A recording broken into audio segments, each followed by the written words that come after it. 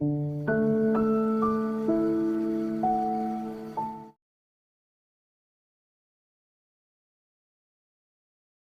पुराण सारोद्धार 10वां अध्याय।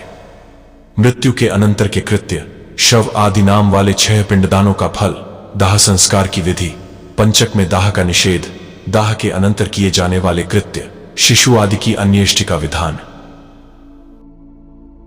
गरुड़ जी बोले, हे विभो, अब आप पुण्यात्मा पुरुषों के शरीर के दाह संस्कार का विधान बतलाइए, और यदि पत्नी सती हो तो उसकी महिमा का भी वर्णन कीजिए। श्री भगवान ने कहा, हे तार्क्ष्य, जिन और्ध्वदैहिक कृत्यों को करने से पुत्र और पौत्र पितृ ऋण से मुक्त हो जाते हैं, उसे बताता हूं, सुनो। बहुत से दान देने से क्या लाभ? माता पिता की अंत्येष्टि क्रिया भली भांति करे, उससे पुत्र को अग्निष्टोम याग के समान फल प्राप्त हो जाता है। माता पिता की मृत्यु होने पर पुत्र को शोक का परित्याग करके सभी पापों से मुक्ति प्राप्ति लिए समस्त बांधवों के साथ मुंडन कराना चाहिए। माता पिता के मरने पर जिसने मुंडन नहीं कराया, वह संसार सागर को तारने वाला पुत्र कैसे समझा जाए? अतः नख और कांख को छोड़कर मुंडन कराना आवश्यक है। केशों में अर्थात बालों में काम का वास होता है, इसीलिए मुंडन कराना आवश्यक है। इसके बाद समस्त बांधवों के सहित स्नान करके धौत वस्त्र धारण करें। तब तुरंत जल ले आकर उस जल से शव को स्नान करावे और चंदन अथवा गंगा जी की मिट्टी के लेप से तथा मालाओं से उसे विभूषित करे।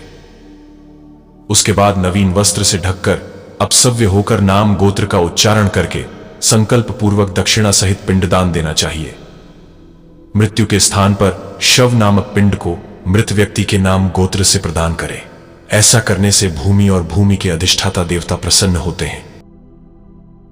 इसके पश्चात द्वार देश पर पांथ नामक पिंड मृतक के नाम गोत्र आदि का उच्चारण करके प्रदान करे।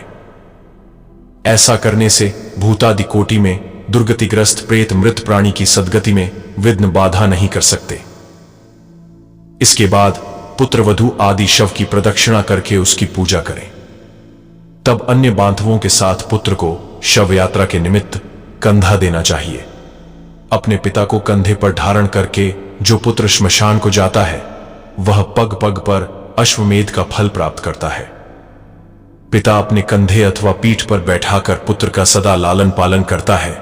उस ऋण से पुत्र तभी मुक्त होता है जब वह अपने मृत पिता को अपने कंधे पर ढोता है। इसके बाद आधे मार्ग में पहुंचकर भूमि का मार्जन और प्रोक्षण करके शव को विश्राम कराए और उसे स्नान कराकर भूत संज्ञक पितर को गोत्र नामादि के द्वारा भूत नामक पिंड प्रदान करे। इस पिंडदान से अन्य दिशाओं में स्थित पिशाच, राक्षस, यक्ष आदि उस हवन करने योग्य देह की हवनीयता में अयोग्यता नहीं उत्पन्न कर सकते। उसके बाद श्मशान में ले जाकर उत्तराभिमुख स्थापित करे। वहां देह के दाह के लिए यथाविधि भूमि का संशोधन करे।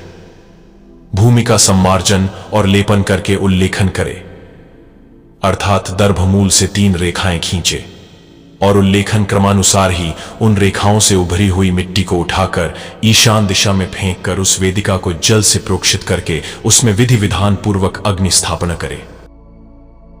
पुष्प और अक्षत आदि से क्रव्यादि संज्ञक अग्निदेव की पूजा करे और लोमभ्यः स्वाहा, लोमभ्यः स्वाहा, त्वचे स्वाहा, त्वचे स्वाहा, लोहिताय स्वाहा, लोहिताय स्वाहा, मेदोभ्यः स्वाहा, मेदोभ्यः स्वाहा, मांसेभ्यः स्वाहा, मांसेभ्यः स्वाहा, स्नाभ्यः स्वाहा, स्नाभ्यः स्वाहा, स्तभ्यः स्वाहा, स्तभ्यः स्वाहा, मज्जभ्यः स्वाहा, मज्जभ्यः स्वाहा, रेतसे स्वाहा, पायवे स्वाहा इत्यादि अनुवाद से यथाविधि होम करना चाहिए।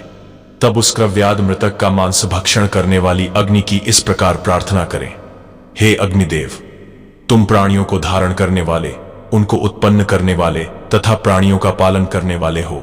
सांसारिक मनुष्य मर चुका है, तुम इसे स्वर्ग ले जाओ। इस प्रकार क्रव्याद संज्ञक अग्नि की प्रार्थना करके वहीं चंदन, तुलसी, पलाश और पीपल की लकड़ियों से चिता का निर्माण करें। हे खगेश्वर, उस शव को चिता पर रख करके वहां 2 पिंड प्रदान करें। प्रेत के नाम से एक पिंड चिता पर तथा दूसरा शव के हाथ में देना चाहिए। चिता में रखने के बाद से उस शव में प्रेतत्व आ जाता है। प्रेत कल्प को जानने वाले कतिपय विद्वज्जन चिता पर दिए जाने वाले पिंड को साधक नाम से संबोधित करते हैं। अतः चिता पर साधक नाम से तथा शव के हाथ पर प्रेत नाम से पिंडदान करें। इस प्रकार 5 पिंड प्रदान करने से शव में आहुति योग्यता संपन्न होती है। अन्यथा श्मशान में स्थित पूर्वोक्त पिशाच, राक्षस तथा यक्ष आदि उसकी आहुति योग्यता के उपघातक होते हैं। प्रेत के लिए 5 पिंड देकर हवन किए हुए उस क्रव्याद अग्नि को तिनकों पर रखकर यदि पंचक न हो तो पुत्र अग्नि प्रदान करे। ये 5 नक्षत्र पंचक कहलाते हैं। धनिष्ठा, शतभिषा, पूर्वा भाद्रपदा, उत्तरा भाद्रपदा और रेवती। इन पंचक नक्षत्रों के स्वामी क्रमशः वसु, वरुण, अजचरण अर्थात अजयकपाद, अहिर्बुधन्य और पूषा है। पंचक में जिसका मरण होता है उस मनुष्य को सद्गति नहीं प्राप्त होती। पंचक शांति किए बिना उसका दाह नहीं करना चाहिए, अन्यथा अन्य की मृत्यु हो जाती है। धनिष्ठा के उत्तरार्ध से रेवती पर्यंत 5 नक्षत्र पंचक संज्ञक हैं। इनमें मृत व्यक्ति दाह के योग्य नहीं होता और उसका दाह करने से परिणाम शुभ नहीं होता। इन नक्षत्रों में जो मरता है उसके घर में कोई हानि होती है, पुत्र और सगोत्रियों को भी कोई विघ्न होता है। अथवा इस पंचक में भी दाह विधि का आचरण करके मृत व्यक्ति का दाह संस्कार हो सकता है। पंचक मरण प्रयुक्त सभी दोषों की शांति के लिए उस दाह विधि को कहूंगा। हे ताक्षर्य, कुश से निर्मित 4 पुत्तलों को नक्षत्र मंत्रों से अभिमंत्रित करके शव के समीप में स्थापित करे। तब उन पुत्तलों में प्रतप्त सुवर्ण रखना चाहिए और फिर नक्षत्रों के नाम मंत्रों से होम करना चाहिए। पुनः प्रेता जयता नर इंद्रो वह शर्म यच्छतु, इस मंत्र से उन नक्षत्र मंत्रों को संपुटित करके होम करना चाहिए। इसके बाद उन पुत्तलों के साथ शव का दाह करे। सपिंडी श्राद्ध के दिन पुत्र यथाविधि पंचक शांति का अनुष्ठान करे। पंचक दोष की शांति के लिए क्रमशः तिल पूर्ण पात्र, सोना, चांदी, रत्न तथा घृत पूर्ण कांस्य पात्र का दान करना चाहिए। इस प्रकार पंचक शांति विधान करके जो शव का दाह करता है उसे पंचक जन्य कोई विघ्न बाधा नहीं होती और प्रेत भी सद्गति प्राप्त करता है। इस प्रकार पंचक में मृत व्यक्ति का दाह करना चाहिए और पंचक के बिना मरने पर केवल शव का दाह करना चाहिए। यदि मृत व्यक्ति की पत्नी सती हो रही हो तो उसके दाह के साथ ही शव का दाह करना चाहिए। शुद्धिमयूख तथा निर्णय सिंधु आदि ग्रंथों में उद्धृत ब्रह्म पुराण के एक वचन के अनुसार पंचकों में मृत मनुष्य के साथ दाह हेतु दर्भ की ही 5 प्रतिमाएं अर्थात पुतलें बनाकर उन्हें सफेद ऊन के धागे से लपेटकर और जौ के आटे से उनका लेपन करके उनमें क्रमशः प्रेतवाह, प्रेतसख, प्रेतप, प्रेतभूमिप और प्रेतहर्ता इन 5 नाम मंत्रों से आवाहन पूजन करके उनमें से प्रथम को प्रेत के सिर में, दूसरे को नेत्रों में, तीसरे को वाम कुक्ष में, चौथे को नाभि में और 5वें को पैरों में रखकर घृत होम के पश्चात शवदाह करना चाहिए। अपने पति के प्रिय संपादन में संलग्न पतिव्रता नारी यदि उसके साथ परलोक गमन करना चाहे तो पति की मृत्यु होने पर स्नान करे और अपने शरीर को कुमकुम, अंजन, सुंदर वस्त्राभूषण आदि से अलंकृत करे। ब्राह्मणों और बंधु बांधवों को दान दे। गुरुजनों को प्रणाम करके तब घर से बाहर निकले। इसके बाद देवालय, मंदिर जाकर भक्तिपूर्वक भगवान विष्णु को प्रणाम करे। वहां अपने आभूषणों को समर्पित करके वहां से श्रीफल अर्थात नारियल लेकर लज्जा और मोह का परित्याग करके श्मशान भूमि में जाए। तब वहां सूर्य को नमस्कार करके चिता की परिक्रमा करके पुष्पशैया रूपी चिता पर चढ़े और अपने पति को अपनी गोद में लिटाए। तदनंतर सखियों को श्रीफल देकर दाह के लिए आज्ञा प्रदान करे और शरीर दाह को गंगा जल में स्नान के समान मानकर अपना शरीर जलाए। सती होना स्त्री की इच्छा पर निर्भर करता है। सती के नाम पर बलात् दाह करने का विधान नहीं है। जैसे कौसल्या आदि दशरथ पत्नियों, पांडु पत्नी कुंती तथा जड़ भरत की सापत्य माता आदि के सती न होने के उदाहरण प्राप्त होते हैं। गर्भिणी स्त्री को अपने पति के साथ अपना दाह नहीं करना चाहिए। प्रसव करके और उत्पन्न बालक का पोषण करने के अनंतर उसे सती होना चाहिए। यदि स्त्री अपने मृत पति के शरीर को लेकर अपने शरीर का दाह करती है तो अग्नि उसके शरीर मात्र को जलाते हैं, उसकी आत्मा को कोई पीड़ा नहीं होती। दाह के अनंतर स्त्रियों को स्नान करना चाहिए, तत्पश्चात पुत्रों को स्नान करना चाहिए। तदनंतर मृत प्राणी के गोत्र नाम का उच्चारण करके तिलांजलि देनी चाहिए। फिर नियम के पत्तों को चबाकर मृतक के गुणों का गान करना चाहिए। आगे आगे स्त्रियों को और पीछे पुरुषों को घर जाना चाहिए और घर में पुनः स्नान करके गोग्रास देना चाहिए। पत्तल में भोजन करना चाहिए और घर का अन्न नहीं खाना चाहिए। मृतक के स्थान को लीपकर वहां 12 दिन तक रात दिन दक्षिणाभिमुख अखंड दीपक जलाना चाहिए। हे ताक्षर्य, शवदाह के दिन से लेकर 3 दिन तक सूर्यास्त होने पर श्मशान भूमि में अथवा चौराहे पर मिट्टी के पात्र में दूध और जल देना चाहिए। काठ की 3 लकड़ियों को दृढ़तापूर्वक सूत से बांधकर अर्थात तिगोड़िया बनाकर उस पर दूध और जल से भरे हुए कच्चे मिट्टी के पात्र, घड़ा आदि को रखकर यह मंत्र पढ़े, हे प्रेत, तुम श्मशान की आग से जले हुए हो, बांधवों से परित्याग हो। यह जल और यह दूध तुम्हारे लिए है, इसमें स्नान करो और इसे पियो। साग्निक, जिन्होंने अग्नि दिया हो, को चौथे दिन अस्थि संचय करना चाहिए और निषिद्ध वार तिथि का विचार करके निरग्निक को तीसरे अथवा दूसरे दिन अस्थि संचय करना चाहिए। अस्थि संचय के लिए श्मशान भूमि में जाकर स्नान करके पवित्र हो जाए। ऊन का सूत्र लपेटकर और पवित्री धारण करके श्मशान वासियों अर्थात भूतादि के लिए पुत्र को यमाय त्वेति मंत्रेण तिस्त्रः कुर्यात् परिक्रमा, इस मंत्र से माश उड़द की बलि देनी चाहिए और 3 बार परिक्रमा करनी चाहिए। हे खगेश्वर, इसके बाद चिता स्थान को दूध से सींचकर जल से सींचे। तदनंतर अस्थि संचय करे और उन अस्थियों को पलाश के पत्ते पर रखकर दूध और जल से धोए और पुनः मिट्टी के पात्र पर रखकर यथाविधि श्राद्ध पिंडदान करे। त्रिकोण स्थंडिल बनाकर उसे गोबर से लीपे। दक्षिणाभिमुख होकर स्थंडिल के 3 कोनों पर 3 पिंडदान करे। चिता भस्म को एकत्र करके उसके ऊपर तिपाई तिगोड़िया रखकर उस पर खुले मुख वाला जलपूर्ण घट स्थापित करे। इसके बाद चावल पकाकर उसमें दही और घी तथा मिष्ठान मिलाकर जल के सहित प्रेत को यथाविधि बलि प्रदान करे। हे खग, फिर उत्तर दिशा में 15 कदम जाए और वहां गड्ढा बना करके अस्थि पात्र को स्थापित करे।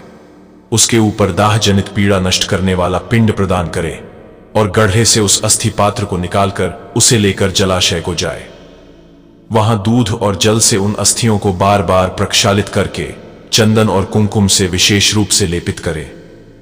फिर उन्हें एक दोने में रखकर हृदय और मस्तक में लगाकर उनकी परिक्रमा करे तथा उन्हें नमस्कार करके गंगा जी में विसर्जित करे। जिस मृत प्राणी की अस्थि 10 दिन के अंतर्गत गंगा में विसर्जित हो जाती है, उसका ब्रह्मलोक से कभी भी पुनरागमन नहीं होता। गंगा जल में मनुष्य की अस्थि जब तक रहती है, उतने 1000 वर्षों तक वह स्वर्गलोक में विराजमान रहता है। गंगा जल की लहरों को छूकर हवा जब मृतक का स्पर्श करती है, तब उस मृतक के पातक तत्क्षण ही नष्ट हो जाते हैं। महाराज भगीरथ उग्र तप से गंगा देवी की आराधना करके अपने पूर्वजों का उद्धार करने के लिए गंगा देवी को ब्रह्मलोक से भूलोक ले आए थे। जिनके जल ने भस्मीभूत राजा सगर के पुत्रों को स्वर्ग में पहुंचा दिया, उन गंगा जी का पवित्र यश 3 लोकों में विख्यात है। जो मनुष्य अपनी पूर्वावस्था में पाप करके मर जाते हैं, उनकी अस्थियों को गंगा में छोड़ने पर वे स्वर्गलोक चले जाते हैं। किसी महाअरण्य में सभी प्राणियों की हत्या करने वाला कोई व्याध सिंह के द्वारा मारा गया और जब वह नरक को जाने लगा, तभी उसकी अस्थि गंगा जी में गिर पड़ी, जिससे वह दिव्य विमान पर चढ़कर देवलोक को चला गया।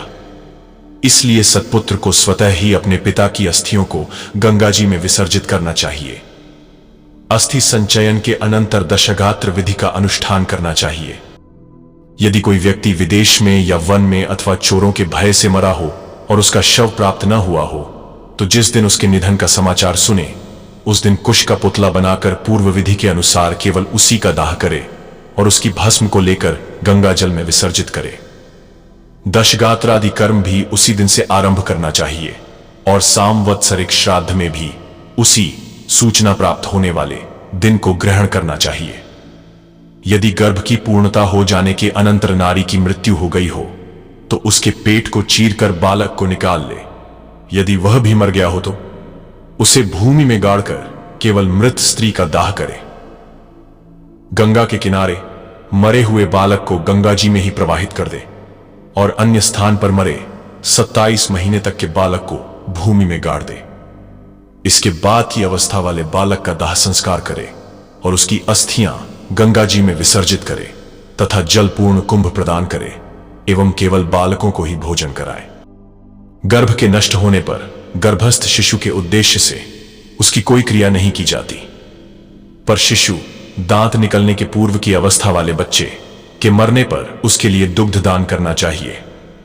बालक चूड़ाकरण से पूर्व या 3 वर्ष की अवस्था वाले के मरने पर उसके लिए जलपूर्ण घट का दान करना चाहिए और खीर का भोजन कराना चाहिए। कुमार के मरने पर कुमार बालकों को भोजन कराना चाहिए और उपनीत पौगंड अवस्था के बच्चे के मरने पर उसी अवस्था के बालकों के साथ ब्राह्मणों को भोजन कराए। 5 वर्ष की अवस्था से अधिक अवस्था वाले बालक की मृत्यु होने पर वह चाहे उपनीत अर्थात यज्ञोपवीत संस्कार संपन्न हो अथवा अनुपनीत अर्थात जिसका यज्ञोपवीत न हुआ हो, पायस और गुड़ के 10 पिंड क्रमशः प्रदान करने चाहिए।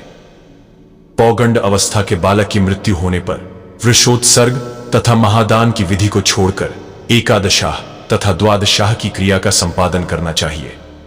पिता के जीवित रहने पर पौगंडावस्था में मृत बालक का स्पिंडन श्राद्ध नहीं होता, अतः 12वें दिन उसका केवल एकोद्दिष्ट श्राद्ध करे।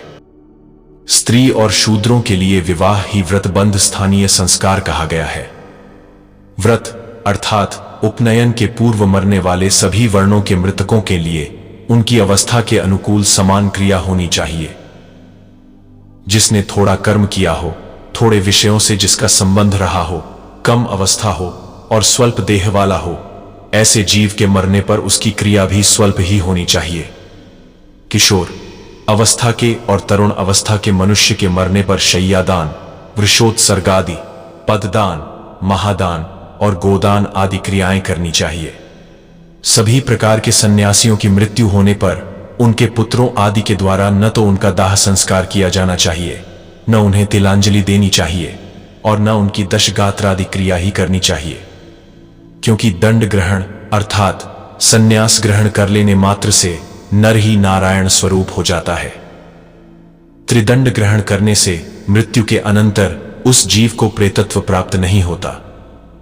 ज्ञानीजन तो अपने स्वरूप का अनुभव कर लेने के कारण सदा मुक्त ही होते हैं, इसलिए उनके उद्देश्य से दिए जाने वाले पिंडों की भी उन्हें आकांक्षा नहीं होती, अतः उनके लिए पिंडदान और उदक क्रिया नहीं करनी चाहिए, किंतु पितृभक्ति के कारण तीर्थ श्राद्ध और गया श्राद्ध करने चाहिए। हे ताक्षर्य, हंस, परमहंस, कुटीचक और बहुदक, इन चारों प्रकार के सन्यासियों की मृत्यु होने पर उन्हें पृथ्वी में गाड़ देना चाहिए। गंगा आदि नदियों के उपलब्ध न रहने पर ही पृथ्वी में गाड़ने की विधि है। यदि वहां कोई महानदी हो तो उन्हीं में उन्हें जल समाधि दे देनी चाहिए। इस प्रकार गरुड़ पुराण के अंतर्गत सारोद्धार में दाहास्त्य संचय कर्मा निरूपण नामक 10वां अध्याय पूरा हुआ। नारायण सबका कल्याण करें। ओम शांति विश्वम।